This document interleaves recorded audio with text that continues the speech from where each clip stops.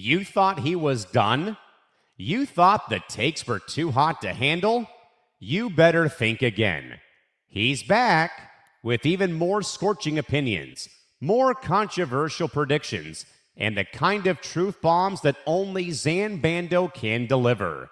If you missed the first round, prepare yourself. This is the follow-up you've been waiting for. It's time for Zain Zinger Part 2, another certified hit from the Empty the Bench Network. Here's your host, Zain Bando.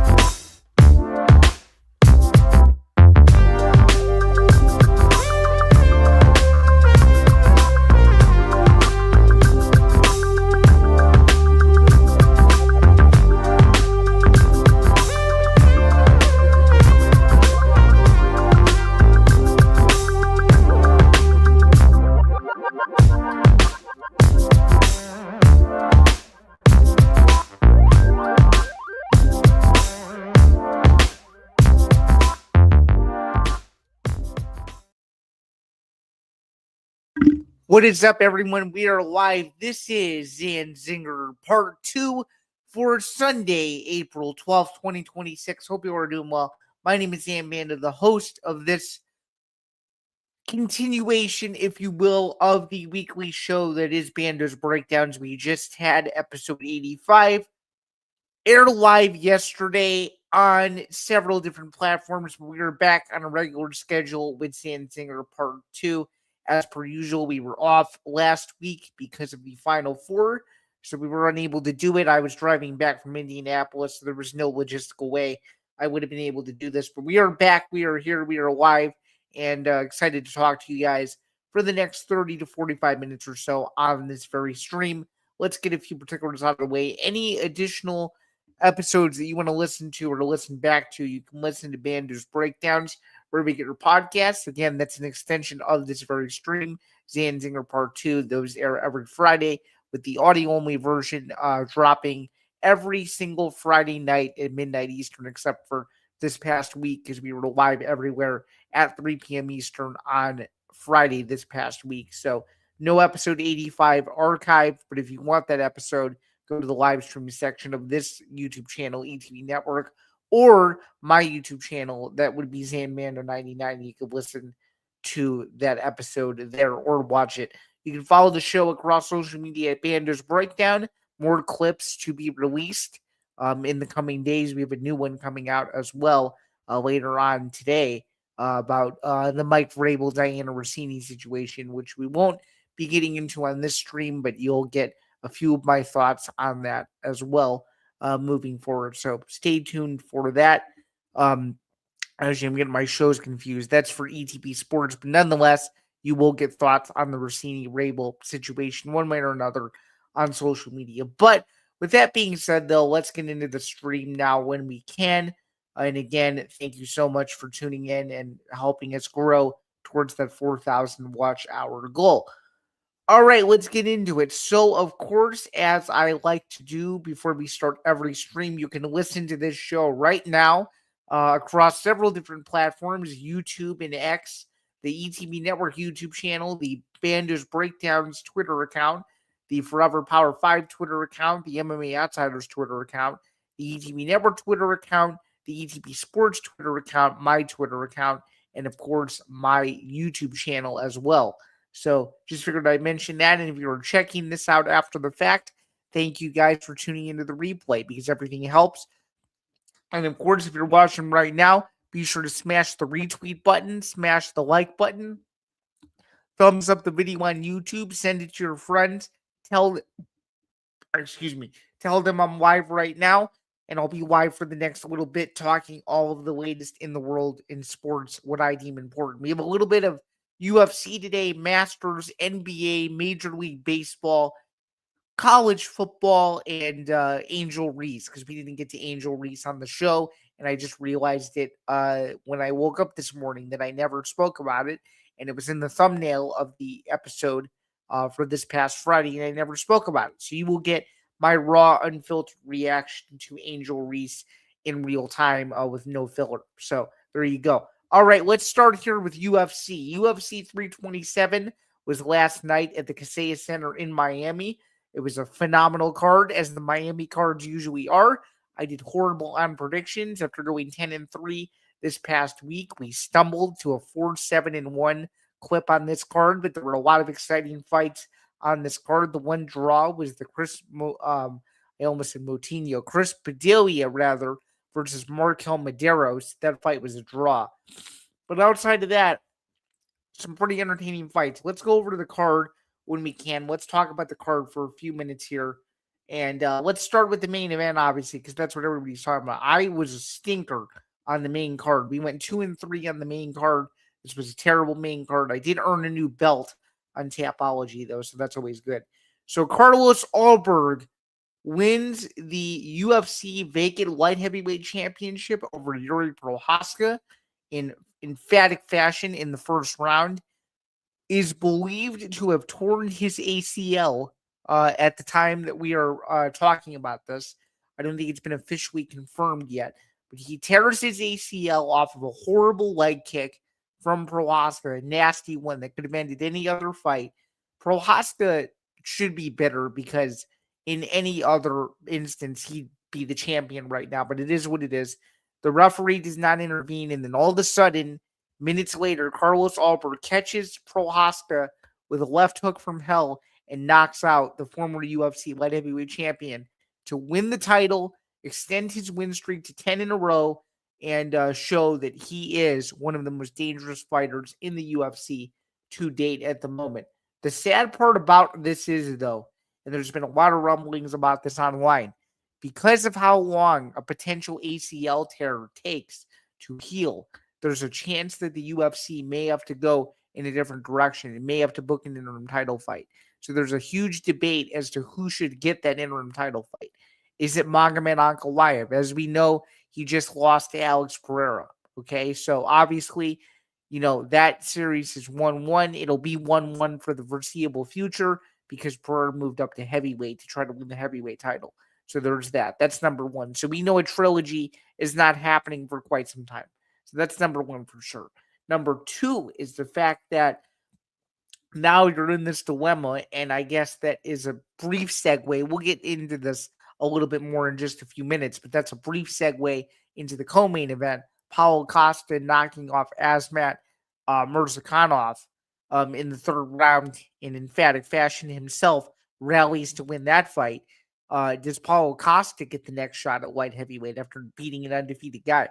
That's a very interesting point in itself too, right? So there's that as well. But my whole thought process is, I think Ulberg just won the title. I don't think you make any rash decisions. I think you give him as much time as possible. Let him heal up. And if he's out for a year, shoot, that's a perfect segue into making the beginning of 2027 Ulberg's first title defense.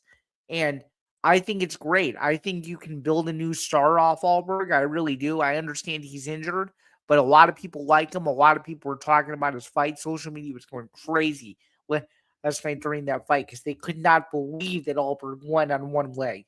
So there's that as well. So I don't see a real issue with giving Ulberg some time to heal. I mean, obviously, you got to have the champion be the champion for a year, just about, before stripping him due to inactivity. But this is something that's really out of his control. He got a bad leg kick, and he still won the fight. The UFC is going to have some decisions to make, but I think Ankalaev, if they were to go the interim route, I think you do the former champion. And to be honest with you, I don't think Paulo Costa deserves a light heavyweight title shot. I really don't. I think Asmat had not been tested yet. He was undefeated. He had beaten some decent competition on his way up, but it was nothing that would make you say, "Oh my God, he's a legitimate contender." At least not in my opinion. And maybe that's my arrogance, and maybe that's me not paying as close attention to Azmat as I should. But in the same breath, let's talk about it from a Paramount angle. Do they really want to sell a guy that barely anybody's ever heard of, right, for a UFC interim title shot? Or do they want to sell names? And Prochazka certainly is a name. Yeah, he's now 1-3 in title fights, with his only win being against Glover Teixeira. His 3 losses, obviously, are to Pereira twice, and of course, this fight last night. So obviously, he has that. He has that looming, but still, to only lose to 2 guys in 10 years, in Carlos Ulberg and Alex Pereira, there's really no shame in that whatsoever. And even in his statement that he put out on Instagram about an hour ago, he said that he wishes that he could have had that one back because he was doing really well until he was knocked out, and he feels like he just gave Ulberg an opening, and Ulberg was able to win the fight. So it is what it is, but I do think with this injury, Yuri's going to get a break, and I think Yuri's going to get another crack at potentially winning an interim title fight. So we shall see what happens there. Let's take a look at the rest of the card now before we move into some other particulars outside of the card itself, because there were some major announcements. So Paulo Costa moved to 16-4 with that TKO win by head kick against Azmat Mirzakhanov, obviously. That was a huge win for him. And then we got to talk about this fight. Josh Hokett versus Curtis Blades, one of the best fights in recent heavyweight history as well. Some huge, huge things to come out of this fight. Josh Hokett remains 9-0. He's now 3-0 in the UFC. This fight got a performance bonus as well. The first round, if you guys haven't seen it, round of the year, potential round of the decade type stuff. It was unfreaking believable. These 2 guys were rock'em sock'em robots, just swinging away as unbelievable as the fight was. Just freaking awesome. And one of those fights that I think people are going to be watching back for years to come. Let's take a look at some numbers from this fight, because there were a couple numbers that were worth mentioning. So let's do that here. According to ESPN Insights, Josh Hokett, 177 significant strikes, and Curtis Blades is 174, combined to land 351 significant strikes, the most in the modern era of the UFC's heavyweight history, which probably goes back to the Zuffa era when Zuffa first started. So I'm sure it's 2001 on, if I had to guess. But huge win for Josh Hokett. And in fact, speaking of Josh Hokett, and we will get back to the UFC 327 recap in just a second, he gets his wish. He gets a fight on the White House card, and per the president's ask to have Derek Lewis on the card, Josh Hokett gets a quick turnaround to fight the Black Beast. It was announced by Dana White on his Instagram Live, and in fact, courtesy of Championship Rounds, we will show the video right now. Give me just 1 second. This is from last Hey guys, just why is Derek Lewis not on the White House card? And I said, hold on a second, Mr. President. I stepped away and I called Derek Lewis. I said, Derek, the president just asked me why you're not on the card. Do you want to fight on the White House card? And he goes, of course I do. Tell the president, thank you, I want to do it. Then the Hokett card plays out, the fight plays out. He beats the number 5 ranked guy in the world, and Joe Rogan says, is there still room on the White House card? We went back and talked to him.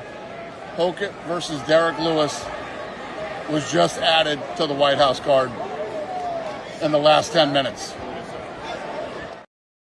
So there you go. So that's another fight. That's now 7 fights for the White House card. And oh my God, the White House card all of a sudden has become must-see TV because Josh Hokett is a character.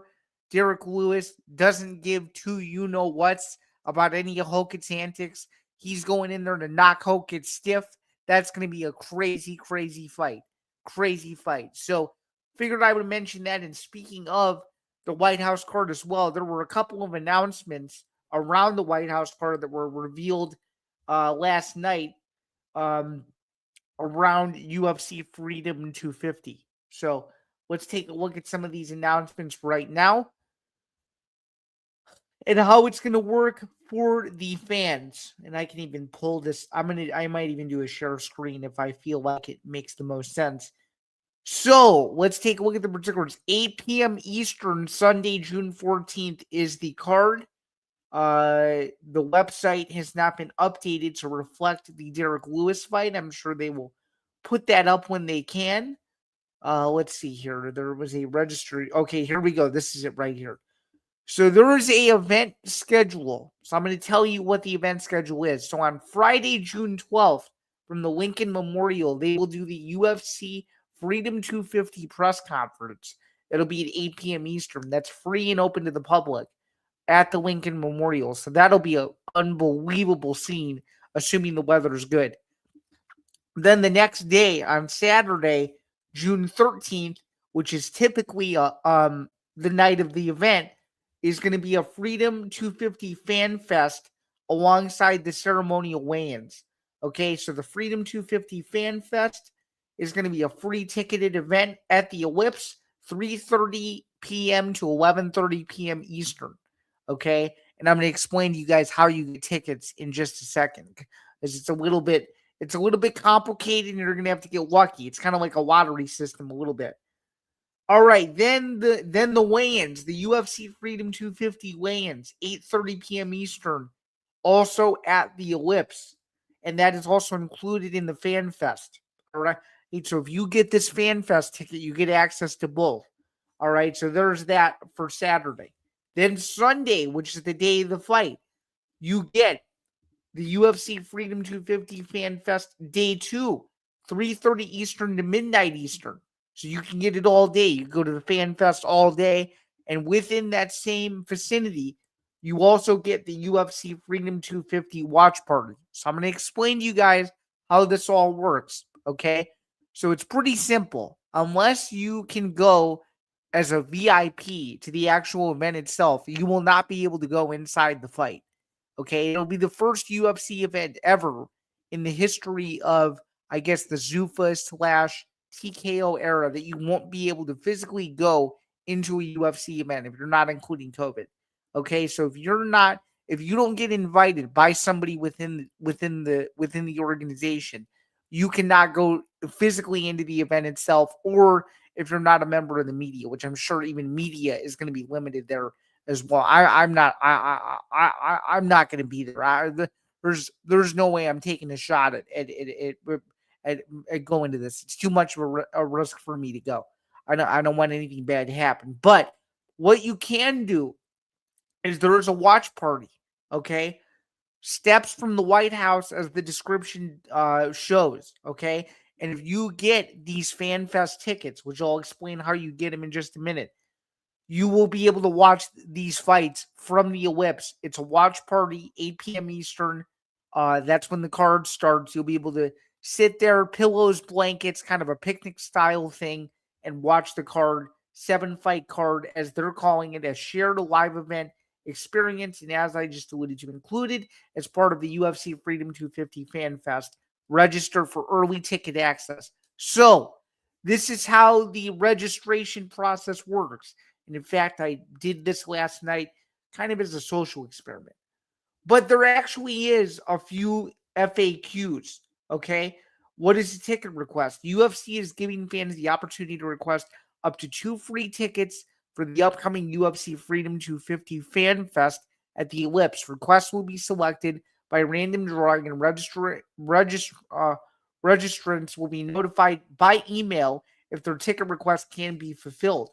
Are tickets transferable? No, tickets are non-transferable.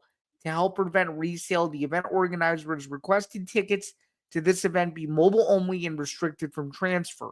Only those who intend on attending the event themselves should submit a request to receive tickets. By submitting a request, I understand that the ticket is restricted from transfer and tickets cannot be resold. So technically, if I get them, I'm screwed out of luck. I'm gonna have to figure out how to go to the fight now. But I doubt though that I'm gonna get approved. All right, who is eligible to request ticket? Anyone with a Ticketmaster account. So if you have a Ticketmaster account, you're in good hands. Am I guaranteed tickets? The answer is no. Submitting a request doesn't guarantee tickets. ticket requests will be selected by random drawing, and again, as I alluded to, notified by email. Will there be a screening process? Yes, selected registrants may be selected to a screening process, including background checks. What if my request can't be fulfilled? You'll get an email confirming that your requested tickets cannot be fulfilled, which I am fully expecting to receive.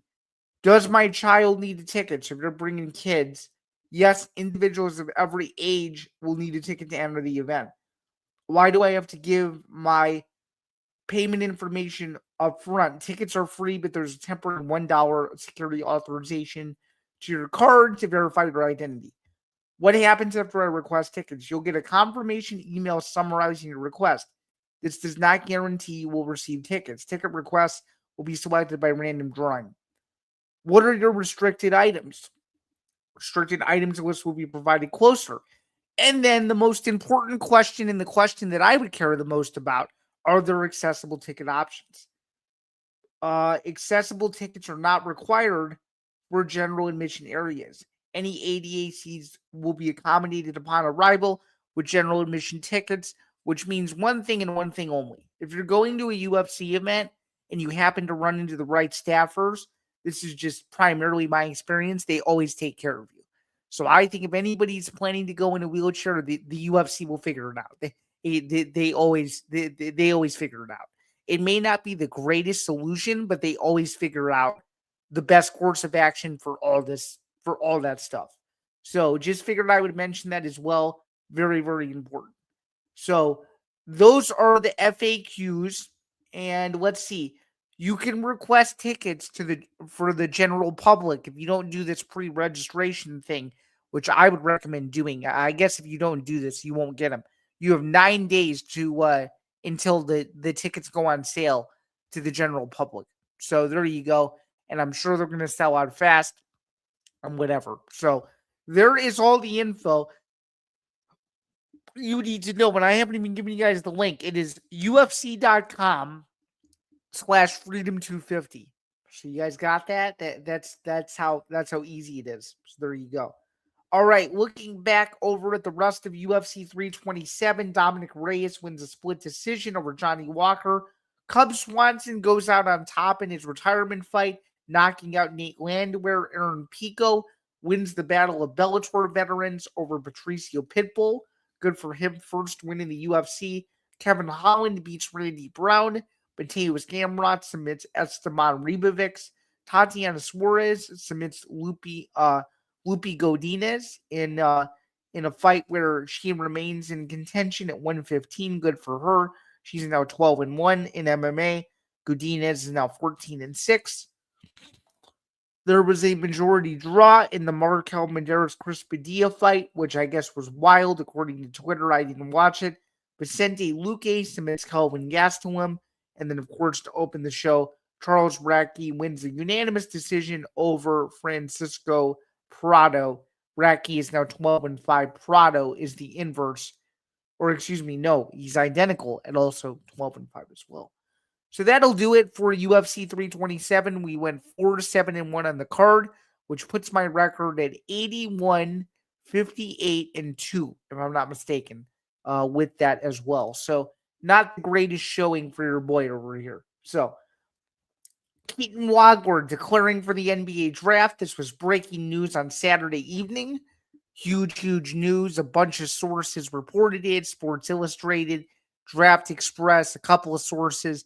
Let's talk about Keaton Wagler declaring for the draft. Let's also read his statement that he put out on Instagram, and I will give my quick 2 cents on how I feel about Wagler officially declaring for the NBA draft. Let's see here. That's pretty cool. That's private. I'm not going to say what that is. Let's see. Okay. I am going to pull this up here. So Keaton Wagler put out a statement on Saturday night revealing his plans to declare for the NBA draft. It doesn't look like he's maintaining his eligibility, but let's take a look. It says, "Dear Illini Nation, this past year has been the journey of a lifetime. I never could have imagined what this season had in store For us, our Final Four run is something I will cherish for the rest of my life. Well, he was a major part of this. What a freaking legend this guy is. The Illini fans are the best in the world. I'll never forget the feeling of hearing State Farm Center go crazy for the kid from Shawnee, Kansas. Thank you to Coach Underwood and the entire Illinois staff for believing in me when others did not. And he's not joking about that. He's one of the few coaches in the country that legitimately believed in his success. Since I was a kid, I've dreamt of playing basketball on the biggest stage. After speaking with my family and reflecting on this amazing journey, I've decided it's time to turn my dream into reality. I will be declaring for the 2026 NBA draft. Champaign, Illinois will always hold a special place in my heart. ILL with the orange and blue heart emoji. Signed, number 23 himself, Keaton Walker. So, first off, congrats to the legend. I can say I was there at the 46-point game against Purdue. That's when he put his name on the map in West Lafayette on that cold January afternoon. One of the best individual performances I've ever seen live and in person. Tremendous player overall. Super, super freaking excited for him. I selfishly wanted him to come back. I thought there were a few things he could work on, but goddamn, he's a top 10 pick. Hopefully he goes to the right team. If he goes to the Bulls, oh my God. Because if you think about it, the Bulls are so terrible right now, and they want to clean house so badly that at this point, they might as well just shoot for the freaking moon. Keaton Wagler would instantly put butts in seats, regardless of how bad the Bulls are. So shoot, and even if he spends time in the G League, he'll be fine. If it's not even this year, it'll be 2 years that he'll be great. He'll be unreal. So I'm excited for him. If he works on his intangibles a little bit, he will do just fine. Shout out to Keaton. Super freaking happy for him. I'll be talking about this more after he officially gets drafted in the summer. But hopefully it's a good run for him, and hopefully he does some big things. All right, let's talk about Cade Horton and the Cubs. We don't really talk about baseball, but this Cade Horton injury is kind of huge. All right, so let's see here. So Jed Hoyer came out about a week ago and talked about the injury to Cade Horton. So he injured his elbow. So let's take a look at what Jed Hoyer had to say about Cade Horton. All right, here we go. This is according to Tony Andrecki of Bleacher Nation, one of the best in the business.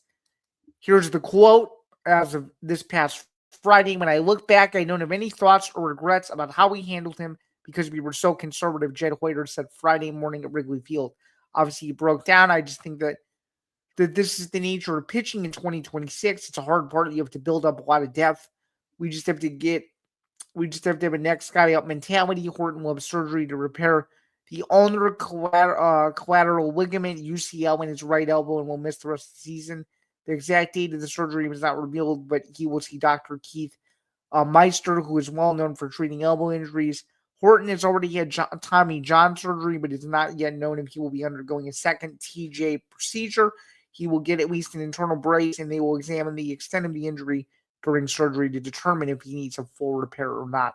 Obviously, terrible news for Horton. He was a big centerpiece for the Cubs going into the season. A lot of people were really excited to see him do his thing, and unfortunately, that is going to have to wait another year. All right, final couple of topics here. Angel Reese traded to the Atlanta Dream, and I think a lot of Chicago fans can celebrate because there's half of the city that didn't like her. There was half of the city who loved her. I didn't love her, but God damn it, now we can really focus on, I think the culture piece is important. Okay, I understand Angel Reese was the biggest star in the organization, but sometimes just being a big star doesn't always mean that you're the right fit. And I just don't know if Angel Reese was the right fit. It seems like Atlanta was her spot because in her post announcing that she was going to the Dream, it's a big ATL Dream. So it was almost like she always wanted to go there anyway, or unless she was using it as a play on words, I don't know. But this is big news. Does it set the sky back a little bit? Absolutely. But nonetheless, though, it should be interesting to see when Angel Reese returns to Chicago what the reception is like this season. All right. Big Ten spring games. They've kind of already gotten underway, but a few of note to keep an eye on. Nebraska is having a spring game, I'm pretty sure. Washington is having one, I'm sure. Michigan is having one. Ohio State is having one. The Ohio State is next Saturday. There's a couple of schools that aren't. Illinois is not having one. I know that. Northwestern, I haven't heard anything that they're having one. And if they are, it's probably a private scrimmage open to the media. But nonetheless, though, some of these schools are having them and other schools are not. So just keep it tuned in to Big Ten Network. That's where you'll find, I think, every single spring game that's being played, either on delay or live. So it kind of depends. I think Purdue is having one as well, if I'm not mistaken. So keep it locked in to those and see what you can find for those Big Ten spring games, depending on if your team is having one. But my team that I follow is not. So don't have to worry about that as well.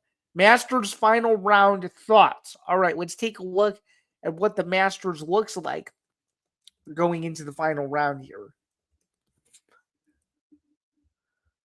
Okay, so Young is 11 under. Cameron Young is 11 under. Rory McIlroy is right behind him, also 11 under. Sam Burns is right behind Rory McIlroy at 10 under.